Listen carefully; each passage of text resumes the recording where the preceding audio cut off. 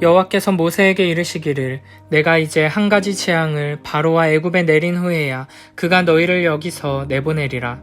그가 너희를 내보낼 때에는 여기서 반드시 다 쫓아내리니 백성에게 말하여 사람들에게 각기 이웃들에게 은금 패물을 구하게 하라 하시더니 여호와께서 그 백성으로 애굽 사람의 은혜를 받게 하셨고 또 그 사람 모세는 애굽 땅에 있는 바로의 신하와 백성의 눈에 아주 위대하게 보였더라. 모세가 바로에게 이르되 여호와께서 이와 같이 말씀하시기를 밤중에 내가 애굽 가운데로 들어가리니 애굽 땅에 있는 모든 처음 난 것은 왕 위에 앉아있는 바로의 장자로부터 맷돌 뒤에 있는 몸종의 장자와 모든 가축의 처음 난 것까지 죽으리니 애굽 온 땅에 전무후무한 큰 부르짖음이 있으리라. 그러나 이스라엘 자손에게는 사람에게나 짐승에게나 개 한 마리도 그 혀를 움직이지 아니하리니 여호와께서 애굽 사람과 이스라엘 사이를 구별하는 줄을 너희가 알리라 하셨나니 왕의 이 모든 신하가 내게 내려와 내게 절하며 이르기를 너와 너를 따르는 온 백성은 나가라 한 후에야 내가 나가리라 하고 심히 노하여 바로에게서 나오니라. 여호와께서 모세에게 이르시기를 바로가 너희의 말을 듣지 아니하리라. 그러므로 내가 애굽 땅에서 나의 기적을 더하리라 하셨고 모세와 아론이 이 모든 기적을 바로 앞에서 행하였으나 여호와께서 바로의 마음을 완악하게 하셨으므로 그가 이스라엘 자손을 그 나라에서 보내지 아니하였더라.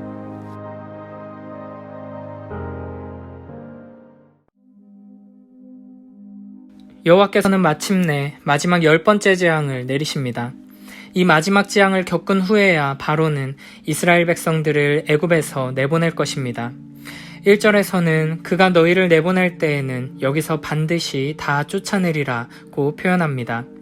지금까지는 바로가 회개하는 것처럼 보였다가 다시 완악하게 약속을 깨트리고 이스라엘 백성들을 내보내줄 것처럼 하다가 이런저런 조건을 내걸면서 보내지 않았지만 이번에는 여호와 하나님 앞에 완전히 굴복해서 반드시 이스라엘 백성들을 내보내게 될 것이라는 의미입니다. 2절에서는 백성에게 말하여 사람들에게 각기 이웃들에게 은금 패물을 구하게 하라고 말씀하십니다. 여호와께서는 앞서 3장 19절부터 22절에서 이렇게 말씀하셨습니다. 내가 아노니 강한 손으로 치기 전에는 애굽 왕이 너희가 가도록 허락하지 아니하다가 내가 내 손을 들어 애굽 중에 여러 가지 이적으로 그 나라를 친 후에야 그가 너희를 보내리라. 내가 애굽 사람으로 이 백성에게 은혜를 입히게 할지라. 너희가 나갈 때에 빈손으로 가지 아니하리니 여인들은 모두 그 이웃 사람과 및 자기 집에 거류하는 여인에게 은패물과 금패물과 의복을 구하여 너희의 자녀를 꾸미라. 너희는 애굽 사람들의 물품을 취하리라. 아멘. 이렇게 처음 하나님께서 모세를 부르시고 보내시면서 하셨던 말씀대로 모든 일이 이루어졌고 이루어지고 있습니다. 하나님께서는 이스라엘 백성들에게 은금 패물을 구하게 하심으로써 여호와 하나님의 승리의 기쁨을 맛보게 하십니다. 또한 그동안 애굽에 의해 착취당하며 고통당했던 대가를 받게 하십니다. 이를 통해 이스라엘 백성들을 위로하시며 공의를 실현해 주시는 것입니다. 이렇게 여호와 하나님께서 모든 애굽의 신들을 심판하시고 신들의 전쟁에서 완벽하게 승리하시면서 이스라엘 백성들은 더 이상 애굽에 의해 핍박당하는 비천한 노예가 아니라 오히려 애굽 사람들에게 당당하게 전리품을 취하는 승리자의 위치가 되었습니다.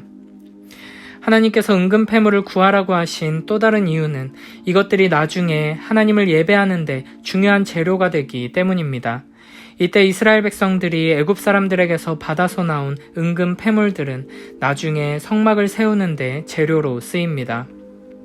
그런 점에서 우리는 출애굽이 단순히 자유를 위한 해방이 아니라 예배를 위한 해방이라는 것을 기억해야 합니다. 하나님께서는 단순히 우리를 고난과 어려움에서 건져주시기 위해 구원하신 것이 아니라 오직 여호와 하나님만을 예배하며 바르게 섬기도록 하기 위해 참된 예배를 통한 진정한 자유와 해방을 누리도록 하기 위해 구원하신 것입니다. 그러므로 우리는 하나님께서 우리에게 주신 구원의 은혜와 이 과정 속에서 우리가 얻게 된 이 세상의 온갖 은금 패물과 같은 귀한 것들을 오직 여호와 하나님을 예배하며 높이는 일에 하나님을 사랑하고 이웃을 사랑하는 복된 일에 바르게 사용해야 할 것입니다. 3절에서는 그 사람 모세는 애굽 땅에 있는 바로의 신하와 백성의 눈에 아주 위대하게 보였다고 말합니다.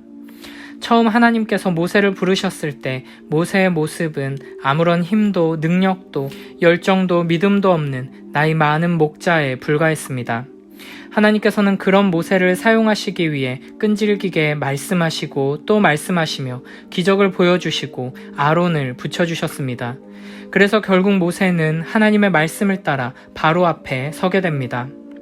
처음 모세가 애굽의 왕 앞에 섰을 때 애굽의 왕은 온 세상 위에 군림하는 통치자이자 신으로서 가장 강력한 힘을 가진 존재였고 그에 반해 모세는 보잘것없는 약자처럼 보였습니다. 그러나 재앙이 계속되면서 모세는 여호와 하나님의 능력을 경험하게 되고 하나님에 대한 지식과 신뢰가 자라나게 되었습니다. 첫 번째 재앙부터 세 번째 재앙까지는 모세와 아론이 함께 언급되고 주로 아론의 지팡이로 이적이 일어났습니다. 하지만 네 번째 재앙부터는 모세의 직접적인 역할이 점점 많아지고 일곱 번째 재앙부터는 모세의 지팡이가 이적을 일으킵니다. 그리고 여덟 번째 재앙에서는 지팡이도 없이 하늘을 향해 손을 들 때 심판이 임하는 것으로 표현되고 있습니다. 말재주가 없다며 하나님의 부르심을 거절하던 모세를 위해 하나님께서는 아론을 보내주셔서 모세의 대변인 역할을 하게 하셨지만 시간이 흐르면서 모세는 애굽 왕 앞에서도 전혀 움츠러들지 않고 당당하게 하나님의 말씀을 대언하게 됩니다.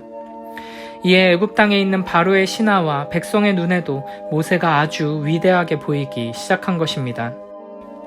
4장 16절에서 여호와께서는 아론을 모세의 선지자로 세우시면서 모세를 아론에게 하나님과 같이 되리라고 말씀하셨습니다. 하나님께서는 모세가 하나님의 말씀에 따라 순종하며 한 걸음 한 걸음 나아가는 과정을 통해 말씀하신 대로 하나님의 영광을 드러내시며 하나님의 일을 이루어가는 위대한 인물로 성장케 하신 것입니다. 세상의 관점으로 보기에는 애굽의 왕이 훨씬 더 높고 강하고 위대합니다. 하지만 하나님의 임재하심 속에서 점점 시간이 흐르자 모든 것을 다 가진 것처럼 보였던 바로는 비참한 처지가 되어버렸고 오히려 아무런 힘도 능력도 없어 보였던 모세가 모든 이들의 눈에 가장 위대한 인물로 우뚝 서게 된 것입니다. 모세를 부르시고 세우시고 성장케 하셔서 위대한 사람으로 사용하신 여호와 하나님께서 오늘 우리를 부르십니다. 그 사랑의 부르심에 순종하며 매일매일 말씀 따라 한 걸음 한 걸음 나아가다 보면 우리도 이 세상 속에서 여호와 하나님의 크고 위대한 일을 담대하게 감당할 수 있게 될 것입니다. 작고 연약하고 보잘것없는 우리를 부르셔서 하나님의 귀한 일꾼으로 만드시고 크고 위대한 일을 이루시는 여호와 하나님을 바라보며 하루하루의 삶 속에서 말씀대로 순종하며 나아가는 복된 우리 모두가 되길 축복합니다. 앞서 10장 29절에서 다시는 얼굴 볼 일이 없을 것이다 라고 최후 통첩을 했던 모세는 바로에게 하나님께서 지시하신 마지막 재앙의 경고를 전달합니다. 이제 하나님께서 밤중에 직접 애굽 한복판으로 들어오실 것입니다. 그래서 애굽의 모든 처음 난 것들이 다 죽게 될 것입니다. 여기서 모든 처음 난 것들의 죽음은 왕위에 앉아있는 바로의 장자로부터 맷돌 뒤에 있는 몸종의 장자까지 애굽에서 가장 높은 사람부터 가장 낮은 사람까지 해당됩니다. 게다가 애굽 땅에서 기르는 모든 가축에게까지 해당됩니다. 이로 인해 애굽 온 땅이 초상집이 되어 전무후무한 큰 부르짖음으로 가득 차게 될 것입니다. 그러나 역시 이스라엘 자손에게는 사람에게나 짐승에게나 개 한 마리도 혀를 움직이지 못할 것입니다. 이는 그 누구도 이스라엘 자손들과 그들의 가축들의 털끝 하나 건드릴 수 없다는 의미입니다. 마지막 재앙에서도 역시 여호와 하나님께서는 애굽 사람과 이스라엘 사이를 구별하십니다. 8절에서 모세는 바로에게 이렇게 말합니다.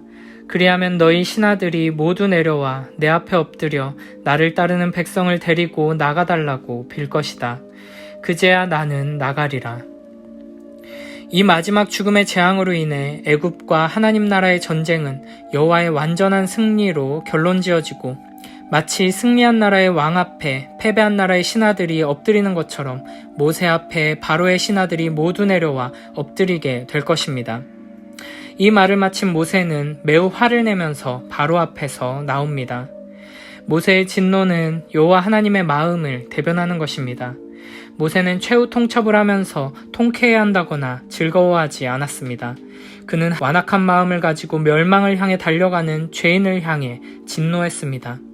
이 진노 안에는 안타까운 탄식과 슬픔이 포함되어 있었을 것입니다. 우리도 이와 같은 하나님의 마음, 멸망을 향해 달려가는 죄악된 세상을 향한 거룩한 진노의 마음을 품고 살아가게 되길 축복합니다. 9절 10절에서 여호와 하나님께서는 마지막 10번째 죽음의 재앙을 내리시기 전에 현재까지의 상황을 총정리하여 모세에게 전하십니다.